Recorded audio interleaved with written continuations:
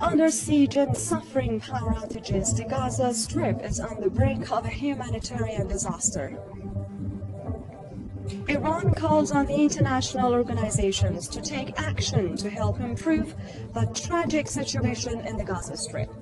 And Tehran says it is ready to take a mediating role between Pakistan and India to help settle their differences over Iran's gas transit fees.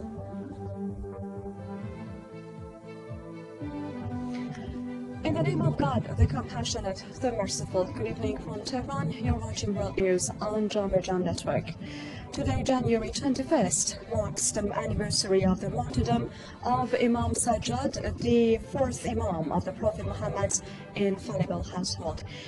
And the staff at JNN Network News extend their heartfelt condolences to all Muslims, especially our viewers on this sad occasion.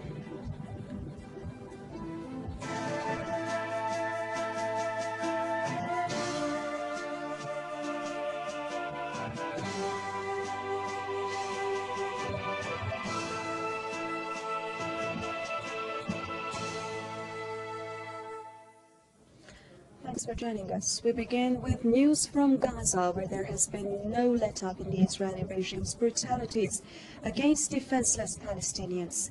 Israeli air raids in the Gaza Strip on Monday left at least 2 Palestinians dead and up to 4 wounded. With Gaza under siege and suffering power outages, the coastal strip is on the brink of a humanitarian disaster. The deplorable situation in the Gaza Strip is grabbing the headlines across the world. Well, yes, you're joining me in the intensive care unit of the Children's Hospital, and this really is the sharp end of the fuel and power cuts. You see here in the most raw human terms what this means. So walk over here and take a look at this incubator. Here we have a premature baby who is entirely dependent on electricity to stay alive. He needs his incubator. Once the power goes out, there's a very limited amount of fuel left for the generator to keep this incubator running. Now, if we walk a bit further, we see an incubator that's empty. That's because it's broken, because Israel won't let the spare parts in to repair it. And another incubator here, this one with a baby who was brought into the hospital because he was suffering from hypothermia, again needs this incubator to keep him alive. I mean, this really is, in the clearest, rawest terms, what we're talking about here. We're not talking about creature comforts like heating and electric light. We're talking about human life itself. The Israeli regime's attacks in the Gaza Strip have left more than 40 people dead and 110 others wounded over the past week.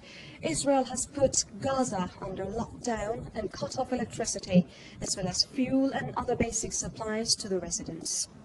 While ralliers took to the streets in Ramallah, Maghreb, Lebanon and Jordan, calling for international action to prevent a crisis in Gaza.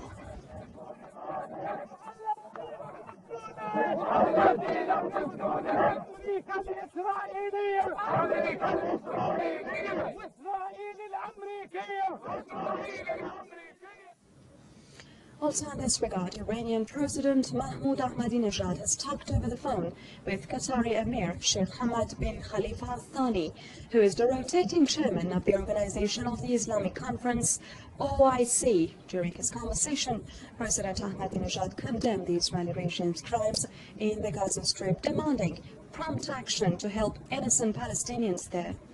The president said it's time the OIC foreign ministers held an emergency meeting to rein in the Zionist regime.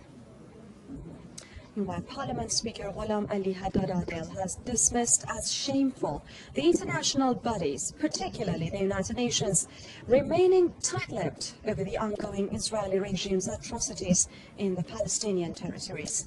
He told an open session of Parliament Monday that the Gaza Strip is on the verge of a great humanitarian crisis, with the massacre of innocent Palestinians going on. The top parliamentarian added Iran has called for an emergency session of the Organization of the Islamic Conference and expressed hope the world of Islam will not remain silent over the disaster and take the necessary measures to help break the blockade against the Gaza Strip. Tehran says the critical situation in the region is the fallout from the autumn conference in Annapolis. Talking to reporters in his weekly press conference, Iranian Foreign Ministry spokesman Mohammad Ali Hosseini touched upon the disastrous situation in Gaza and the Israeli regime's sealing all border crossings on the coastal strip, calling on the Middle East states as well as international organizations to take action to help the people in Gaza and ameliorate the tragic situation there.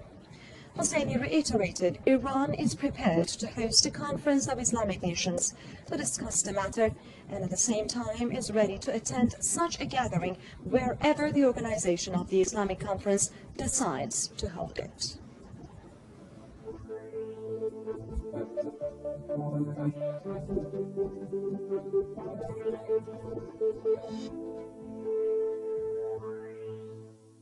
You're watching JNN Network. Iran's Ministry of Science, Research and Technology says Iranian students studying abroad can continue their education inside the country. A top official at the ministry, Mahmoud Mullabashi, said the Iranians studying at officially recognized foreign universities can apply for transfer. He added the applicants do not have to apply in person, but rather they can log on to www.msrt.gov.ir for further information. Tehran says it is ready to take a mediating role between Pakistan and India to help settle their differences over Iran's gas transit fees. That, according to Iranian Economy Minister Davud Daneshafari, who called on New Delhi and Islamabad to quickly set aside their differences over the transit fees Pakistan will charge India for the transfer of Iran's natural gas through its soil. A visiting Iranian official who is in India added the trilateral pipeline project will not only serve the interests of the countries involved, but benefit all regional states as well. Indian Petroleum and Natural Gas Minister Murali Diora is scheduled to visit Tehran next week for talks on the details of the trilateral pipeline deal.